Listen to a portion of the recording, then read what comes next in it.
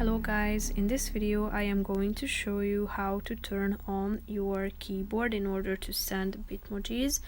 But first I just want to mention, don't forget to subscribe to my channel, because at 10,000 subscribers I am going to show you my whole YouTube revenue statistics and growth strategy, how to make money online. So let's jump into it. First of all, open the app on your phone, then tap on the keyboard icon down below, which is the fourth option. Now tap on turn on keyboard, click on open settings. So now you will be directed to your phone's settings.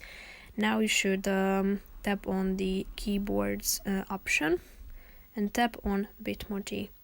Then you should tap on the one saying allow full access and then press the button allow. So now if you go back to the application, you will be able to send your first Bitmoji on iMessage using your keyboard. So that's pretty much it for this video. I hope you found it helpful. If you did, consider subscribing to my channel and see you in the next video. Bye bye.